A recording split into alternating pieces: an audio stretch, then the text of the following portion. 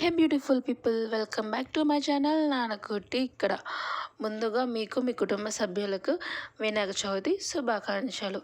ఈ సంవత్సరం నుంచైనా ఈ వినాయక చవితి నుంచైనా మీ కుటుంబానికి ఎన్నో విఘ్నాలు జరగాలని నా మనస్ఫూర్తిగా కోరుకుంటున్నాను. మా ఇంట్లో అయితే బుజ్జుగాని పైన ఇట్లా పెట్టేసి చక్కగా మంచిగా డెకరేషన్ అయితే చేసుకుని అయితే పెట్టేసుకున్నాము. అండ్ పూజ కూడా చాలా అంటే చాలా బాగా మంచిగా కంప్లీట్ అయింది. అండ్ ఇక్కడికి వచ్చేసి పానకం అండ్ ఉండ్రాలు, గారెలు, సగ్గుబియ్యం పాయసం అయితే పెట్టేసాం. చూడండి బుజ్జుగానిపై చూస్తే ఎంత క్యూట్గా ఉన్నాడో. అండ్ ఇక్కడ వచ్చేసి పూజ మందిరంలో కూడా చక్కగా మంచిగా పూజ చేసుకున్నాం. అండ్ అమ్మవారి అలంకరణ కానీ, అమ్మవారికి దీపం కానీ మంచిగా పెట్టేసుకొని దేవుడైన సబ్స్క్రైబర్స్ అందరూ మంచిగా ఉండాలి, వాళ్ళు కోరుకున్న కోరికలన్నీ నెరవేరాలని నా మనస్ఫూర్తిగా అయితే నేను కోరుకుంటున్నాను. అండ్ ఇక్కడ వచ్చేసి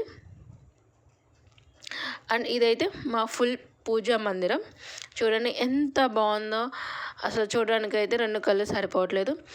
అండ్ ఇక్కడికి వచ్చేసి మా తులసమ్మ అమ్మవారికి కూడా చక్కగా అయితే 2 అరటిపళ్ళు దీపం అయితే పెట్టేసాం.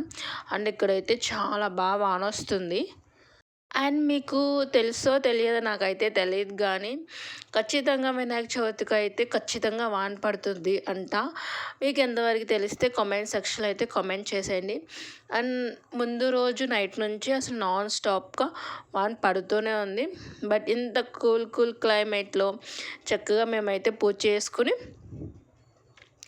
అండ్ ఇక్కడికైతే మేమైతే టెంపుల్ కూడా వెళ్ళిపోయాము. చూడండి బుజ్జుగానిపై ఎంత బుజ్జిగా ఉన్నాడో, చూస్తాకైతే 2 కళ్ళు సరిపోవట్లేదు. అండ్ ఇక్కడికి వచ్చేసి దీని పక్కనే అయితే పందిరి కూడా పెట్టేసారు.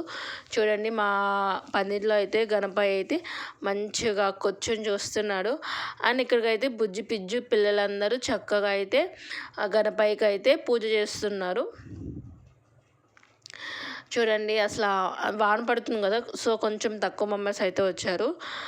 అండ్ ఇక్కడికి వచ్చేసి చూడండి ఎంత మంచిగా అలంకరించి చేస్తున్నారో. By beautiful people.